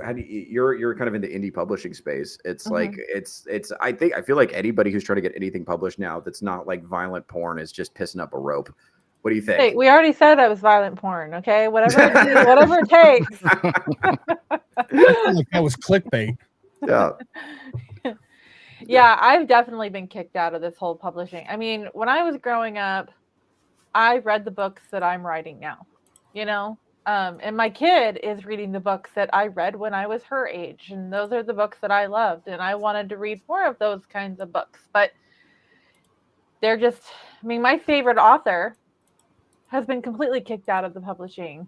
And she was huge when I was growing up. She wrote like 15 books before she was pushed out. Because she doesn't write. Her name is Sarah Desson. And she hasn't published a book since 2019. Yeah. Wow. Well, even when it's people on their side, right? So, okay. Because most books that we read, some of them did have a political agenda, but it was like, first and foremost, I'm trying to tell a story. Whatever political message, either right wing, left wing, or whatever, is like not even the main focal point. So like J.K. Rowling, for instance, she's a leftist. She believes in race swaps and stuff. She did that with Hermione for one of the things or whatever. But the reason why they're mad at her is because she doesn't subscribe to the transmission file thing. And and that's their point of contention. Is just books and all that type of stuff is like, okay, like a lot of us read Goosebumps, Hardy Boys, or whatever. It was a form of escapism, and the more that you try to bring real life elements into there and make the real life the forefront more than escapism, no one's buying them products, and that's why I think the indie market's gonna like take over. No, I agree, and I think there's an actual demand for the kind of content. This is Allison's book right here. This is a Green Flag romance book. I think there's actually a lot of demand for that. Believe it or not, I think people actually want to read wholesome stories. I think that is real. It exists. I think. I mean, if you get past all the violence and porn, this is about as wholesome a book as it gets. Do you swear it's not hentai? That's fine. I don't. I don't swear. I don't swear it's not hentai. I mean, whatever you want could be in this book. Just gotta buy it. Yes, buy the book, everybody. That's, I don't know. I see this. I feel like the culture is shifting, and people are. We're gonna see this. I think it's gonna play out over the course of the next 10 years. But I think everybody's tired of how fucking gross things are. I think people are tired of it. I don't. I like back to the whole escapism thing. Back in 2021, there was nothing that would make me turn off a video, stop reading a book, turn off a movie, more than if it had anything related to COVID in it. Mm-hmm. If it had any COVID bullshit in there, I was like, oh, nope, I'm done. I don't care. I don't want to. Yeah. You're getting into this to escape. You don't want to be sucked into this awful world that you're in right now. It's an escapism. Stop it. No, I love the cats. I was mesmerized by the cats too. He's got kittens all over. I love it. Yeah, I got too many out here. No, but that goes. COVID's a good one, but then it's just the general message is what people are sick of now, and their solution to it is, let's take the thing that hasn't worked since 20. Let's say they've been doing it since 2012, and gradually more and more putting the message into all forms of media, especially into male spaces. Well, that isn't working. What can we do? More of that. What are some areas we've missed? DIY and fitness. Let's get in there too. So they're just going to keep doing more of the same. This is going to do nothing but have the exact opposite effect that they think it's going to. So we got a Rumble rant from Roguish Nerd Life for $20. It says, go get yourself a multi-tool. Rogue Nerd Lifestyle, friend of the channel. Thank you. Yes. Thank you, Rogue Nerdish Lifestyle, for supporting the channel. Excellent. This is like a multi-tool will do you no wrong, fellas. Yeah. Hold on. I want to pull up a couple of things here, and the attractive one. No, I'm sending a couple of there's a couple of videos. Hold on, I'm pulling them up right now. I just want examples of the next few that I'm kind of like sending are examples of this is what men are seeing online kind of constantly. And so this is some of it they're seeing on this show, admittedly, but it's like, it's like no wonder they're descending into despair. It's like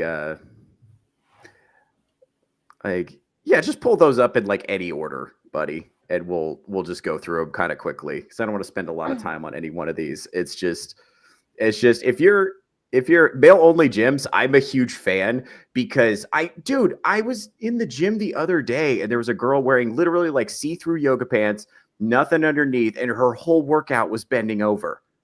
Yeah. So it's just butthole right now. Honestly, I rather have the multi-sex gyms. I'm sorry. I Okay. so We've heard from the Gooner Well, contingent. It's one of those things like you don't want to like force something like that, but then it's like, well, would it be successful? I'm like, yeah, absolutely be successful. I think there'd be such a huge customer base for guys that are like dedicated to lifting that'd be like, yeah, I'd go to a male only gym. It'd be a lot better. Wouldn't have as many like women kind of like on the machine, kind of like wasting time on there. You know, Here's the problem. There already exist female only gyms. There's plenty of them. There's one called Curves. There's several. Do you think the feminists would allow a male only anything, let alone a gym? No chance in fucking hell. Now overall, it's not a problem of needing, let's say, a male only gym. It's the getting these fucking influencers out of the gyms with the cameras and everything else, because a normal woman that's just going to the gym to work out isn't doing, for the most part, that type of behavior. Yeah, it's usually the influencers that are causing a lot of the problems. And that's true. And I hear a lot of women actually say that they would love to meet someone at the gym and they'd love to be approached. But I think there's been so many like disastrous social media videos of women complaining about men's behavior in the gym that I won't risk it. You know, like I pretty much only talk to women at comedy clubs who have just seen me do comedy. That's exclusively who I talk to now because they come up to me and I know they're interested. Like, that's it. Like, I'm not going to go up to women at the gym, not going up to them at Starbucks. I'm not anywhere else. I'm limiting it to this one demographic where I'm sure that it's, you know, going to go well for me. And that's all you have. But for the average guy that doesn't have that, think about all of the meeting places that have been taken away. Like, you're not allowed to talk to girls at the gym anymore. It's a form of harassment. You can't talk to a girl at work. That used to meet girls that you'd go from school, then you're out of school. Where are you going to meet them? Work. Nope. That's an HR nightmare. You're not allowed to do that. Go to the bar. They're just there to dance and have fun with their friends. Leave them alone. That's inappropriate. What's left? Where can you go? You can't. You talk to a girl walking past you on the sidewalk. No, you're catcalling. Stop that. No, I talked to. Go ahead. Well, outside of the social media thing, that is the main crux of the issue. I mean, there could be like minor things that guys would want to go to an all-guy gym for, right? And like something as simple as like, I mean, when do you ever see a random dude share a machine with a girl, like a random girl? Never. But you'll see a random guy be like, go up to another random guy, be like, hey, you mind if I work in my sets with this all the time? It's more productive. And so it's like, again, it's like, it would be nice to have that space for men as a choice. Yeah. And I think you would actually get more men to go to the gym. Guys that are a little bit, have the confidence issues and don't want to go to the gym or have a hard time getting there, try to go certain hours when they know they're going to be the only one there.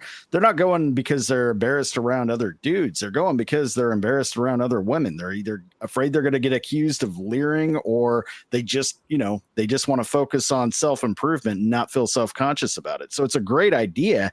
But again, I don't think our society would allow that to happen. Right. Yeah. It's a tough situation. And you're kind of one thing I've noticed. I talk to a lot of women. I talk to like hundreds of women a year, and and I ask them a lot of the same questions. I don't know any woman who fantasizes about meeting her husband on a dating app. Never heard that. I've heard a lot of women who wish that they would just be standing in line at Target, and there's a man standing behind her who knows the right things to say to give her butterflies. And then they kind of, meeting someone in person feels like serendipity, and meeting someone on a dating app feels like getting an Amazon package. And you can always order another Amazon package, but you can't replicate serendipity. And that does a lot to kind of like bind people together. But we've like you're saying, we've made it the social norm where talking to women that you don't know is almost certainly going to result in the guy's going to, like I said, they're worried that the worst thing they could possibly be is a creep, and they're worried they're going to be a creep. And especially the young guys who never lived in that era, they're really worried about it. And part of it is, I I mean, it is a little bit fear of rejection, which it used to be you got rejected like 1,000 times in high school. And by the time you got a little older, you were just pretty much numb to it and you could just keep it pushing, but now we've completely gotten rid of that. I mean, you never 100% get over a fear of rejection, but eventually your horniness overrides it. Well, it's because the fear of rejection for the younger guys has turned into a fear of like severe consequences. Getting fired, getting kicked out of a bar, being accused of something, of a crime, basically, just by engaging with the opposite sex. It's like, and so now we've resulted in a moment where the women are like, where are all the men that are supposed to be? We've got all these people out there, like mid-20s, who've never had a relationship. And it's crazy. It's like, oh, maybe we went a little too far with this thing. But also, I'm going to pull up. I got a couple of videos we're going to pull up, and we're just going to be like, this is what men are seeing through the phone. These men who don't go outside. This is the kind of women. Go ahead, just play it. Just play it. I'm not even going to say I set it up. The inherent fact that men are evil. That is true. Like man as a whole is evil. Like just as an entity, a general idea. Men have inflicted violence and oppression on the world in ways that are irreparable. Like, it's okay if we say that out loud. It's okay if we say that men are inherently evil. It's like, it's not all men, but for some reason, always a man. Every time something terrible happens, always a man, like 99% of the time. So I feel like it's a lot simpler than people may think. I don't hate my man. I hate most men. And for me, I think given what men have done to me personally, to people I love, and the world as a whole, if they all start guilty and have to work their way to innocent, it's not really a big deal to me. I feel very convicted in that. It's very if you're not awful, prove it. Yeah. Quit talking about it and fucking do it. Because the men who complain that they really hate hearing oh, what about all men? Oh, all men, all men. A lot of this, not a lot of action. You used to listen to the clucking heads who were interviewing her. Just, yes. The nails. She does not do anything outside of what she's doing right now. Not good. Not good. No. Let's just pull up the next one. Fuck it. This is a fun one. We're just gonna knock a few of these out in a row. Just clean them out. Go ahead. I do not cook for my husband. I only cook for my children. My husband will be making his own breakfast, lunch, and dinner. Number 2, I do not help him pay any bills. So if he is short on the rent, on utilities, or anything like that, it is not my problem. I will not be helping him out. His job is to provide for his family, so I am not financially contributing to any of the bills. Number 3, I do not do his laundry. I have my own laundry and my children's laundry to do, so he could do his own. I won't help him put it away. I won't help him fold anything. That's his responsibility. A few moments later. I've been crying all morning long. My husband told me that I needed to pack my stuff and get the fuck out the house. So and I'm about to start packing. I literally have nowhere to go. Oh shit! Bro, I'm sorry, is that just a really good acting? I don't know. The Vagabond's cats in the beginning added to it so significantly. I feel like that might have just been S tier acting right there. Yeah, that's my bad. I have to go get cat food, but yeah, that's hard to know. That video for sure. I was before I got here, I was leaving Bass Pro Shop. I was like, okay, time to go to Tractor Supply, and I looked at the time. I was like, oh shit, 2:27. I'm like, oh shit, I need to. I forgot I was supposed to be here. That's okay, buddy. You had important shit to take care of. Go ahead and pull up the next one. This is fun. We're just going to do a few of these in a row. I got maybe 1 or 2 more after this. Go ahead, play it. So I've hinted at it. I am telling you now that I'm going to hit 2,000 bodies on the 15th of June. I want to be stretched out and used by the public. I want to give back and say thank you for getting me to where I am. The best way to do that is make my holes so accessible to everybody. So 15th of June, come and stretch me out. Let me hit that 2,000 and we can celebrate together. This is what Warhammer 40K warned us about. This is how Slaanesh gets birthed into the cosmic universe. Yes. I think we got drug. Do we have one more? Let's do it. This is that girl from the beginning again. We're going to watch one more from her because it's fun. Yeah. Pulling her. Ew, I hate saying this. Pulling her up again. That hurt. Go ahead, Does Blit. anybody ever say to you, like, well, shouldn't we? I can't even say it without laughing. It's so stupid. It's Shouldn't so we, funny. like, shouldn't we coach men? Don't you ever want to, like, Oh, teach yeah. them how to be better? They didn't come out of my coochie, so it's not my fucking problem, is it? Like, it's not my problem to. You want me to train grown men to care about women? No, I don't care at all. I don't care about their feelings. I don't care about their livelihood. What the fuck? You think I care about what your life looks like after this? I don't care at all. I've said this before too. It's insane to watch how quickly men develop empathy after they watch me eviscerate one. After they watch me fuck a dude up, all of a sudden they care about feelings. All of a sudden they care about, well, what about how he feels? I don't give a fuck how he feels. Right. It's funny because when they ask me, do you ever care about the men that like hurting their feelings? No. Uh-huh. Because ask them if they cared about mine. Women are forced to develop empathy from a very young age. Men get to decide if they want to develop empathy at a later time. It's interesting. You know- Her hate for men Wow. with those linebacker shoulders, dude. Her nails personally fucking offend me. Like, every time I see them, I'm like, oh, and okay. So think about this: you're a guy, and you're sitting at home, and you're scrolling on your phone, right? And you're not going outside because you've been just rejected. You've told to sit down, shut the face. You've been told to sit down and shut the fuck up your whole life. You've been told this job's not for you. Having a future's not for you. Having a livable income's not for you. Owning a house is not for you. None of these women want you because you're not up to their standards. And then you're on your phone and this is what you see. Why would you ever go outside? men everywhere watching. Okay. Those nails are a red flag. If you see a woman with nails like that, no. Well, hold don't on. do it. Wait. No, no good can come from them. No, hold on. Hear me out. I think the dick scratcher nails are kind of a plus because she's got it. Because okay, you know what? Maybe don't take advice. I can't figure out why I can't find a sane woman, guys. He's picking bugs apart. And women with nails. Yeah, dude, Oh, that's like man. a hardest core of red flags. Those fucking nails. Yeah. Mm-hmm. Theo, you need to watch the Touch Grass podcast more often. So I don't mind like those ridiculously long nails is like, okay, like are you even wiping good enough or whatever? Yeah. That's always my question. Like, okay, The hygiene is an issue. I have to install a bidet in my bathroom for you or some shit or whatever you call that shit. You have to do everything for her. She's doing nothing for herself. Yeah, nothing. She can't. Plus, It's not she's possible. one of those black chicks that when you're talking, as you're talking to her, all you can pay attention to, and Yeah. like, oh, that No shit good. annoys the hell out of me. I hate that shit. No good. No good. It's Dates are what you make of them. Take things slow. There's no need to speed run the bedroom if you're looking for a long-term relationship. absolutely.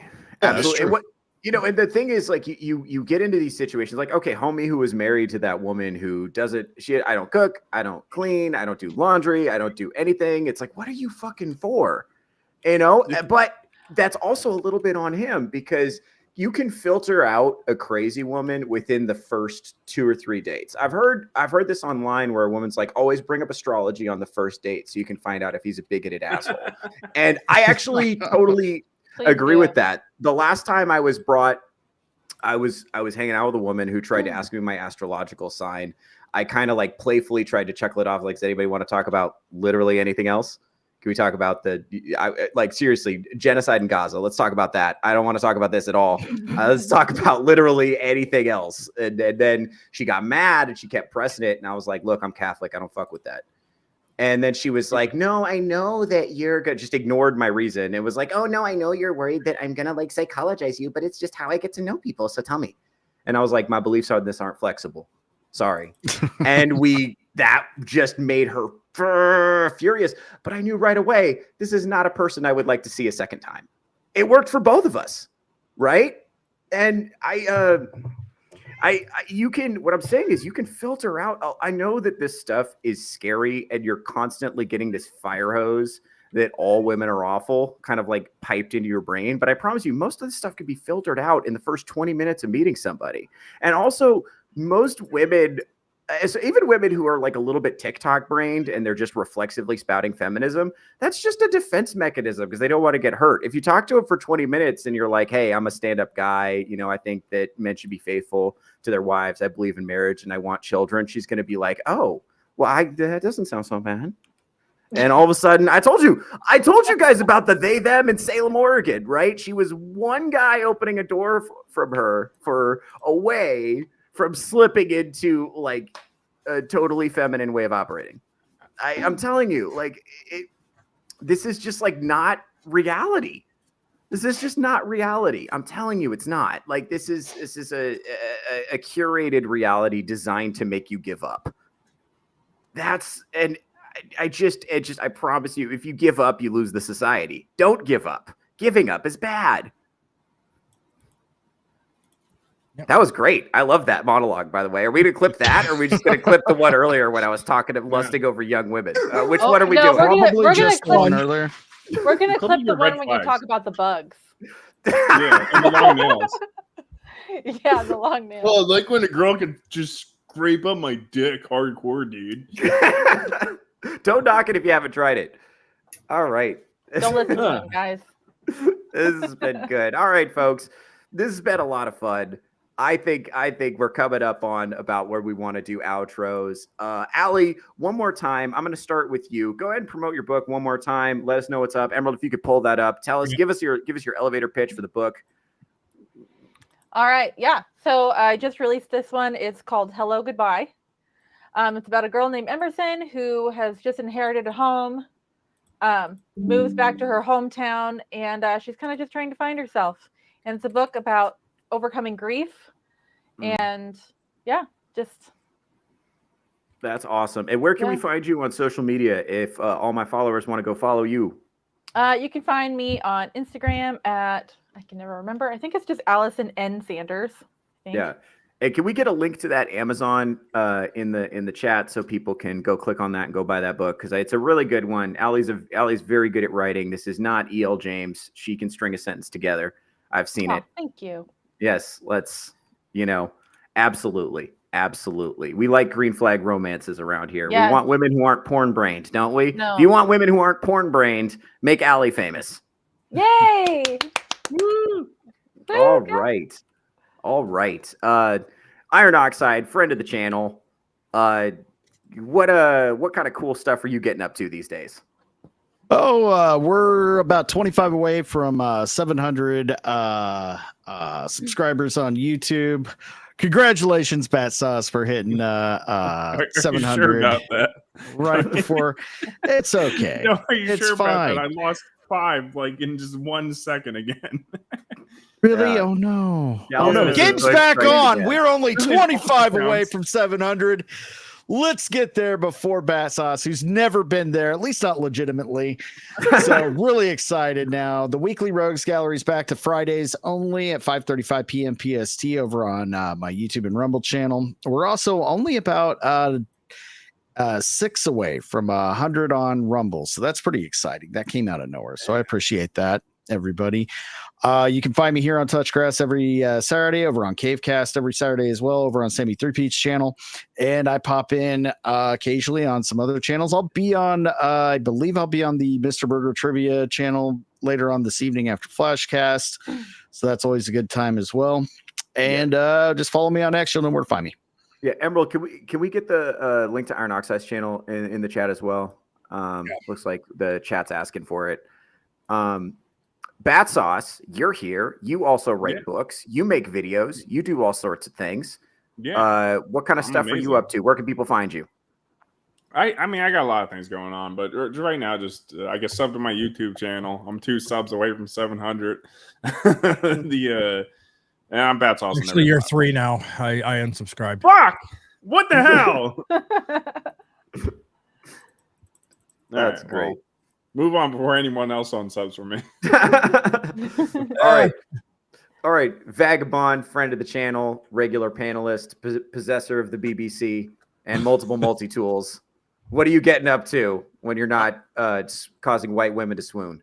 I am getting ready for my podcast, which is going to be the I Swear It's Not Hentai podcast. Probably going to start next weekend. I was going to start it tomorrow, but I got some things I need to take care of first. Other than that, you can find me on Iron Oxide's channel. If Iron Oxide gets to 1,000 subs, him and Selena are supposed to have twins. Hashtag Iron Seed. Hashtag Iron Seed.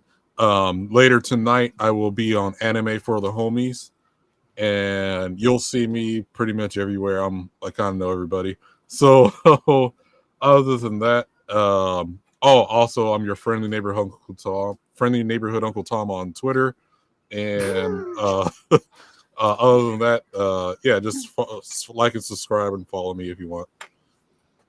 All right, Drunken Emerald Arrow, 99 overall producer, friend of the channel. What kind of stuff do you get up to?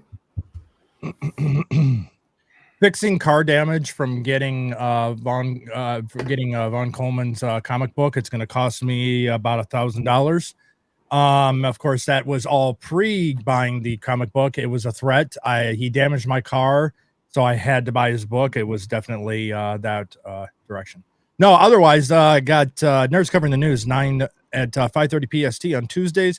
Got insert title here on Fridays at 9:30 PST. Let's see, got Rogues Gallery on Fridays at 5:35 PST, and then the news show on Gina and Sean's channel on Friday as well. It starts about 7 PST. Cavecast in the mornings on Saturday at 8:30 PST. And we have a new show coming out that is going to be starting over on Devil Made Me Do Its channel. It's Make Me a Sandwich. It'll be at 7:30 PST on Wednesdays over on Devil's channel. And that will be starting on the 11th of June. What we got coming up? All right. All right. I'm your host, Theo Snodgrass. I'm a comedian and podcaster out here in Las Vegas, Nevada. I host this show, Touchgrass with Theo Snodgrass, every Saturday, 11 a.m. Pacific Standard Times when we go live. Go ahead and like, share, and subscribe. I'm also a regular over on Ironcast. I'm also a regular on the Rogues Gallery. So if you want to get more of me, definitely go over and sub to Iron's channel as well. That's going to be a good thing to do. Also, if you want to see me doing some live comedy, I'm going to be at Wise Guys Comedy Club tonight for the Comedy Rumble. I'm also going to be at the Cornish Pacey on June 10th doing a set over there. I got a bunch more dates to announce, but I'm going to wait till they're a little closer before I start putting them out there. And yeah, it's going to be a lot of fun. So make sure to like, share, subscribe, follow me on Instagram, follow me on X, follow me on YouTube. That's the important one. I've just got a little baby account on YouTube. Don't even have 100 subscribers yet. So just go ahead and bump those up. Those are rookie numbers. We've got to bump those up. Follow me on Rumble too, because that's the one that pays me money. All right. This has been a lot of fun. Thank you. I've been your host, Theo Snodgrass. This is Touchgrass with Theo Snodgrass. Take care, everybody.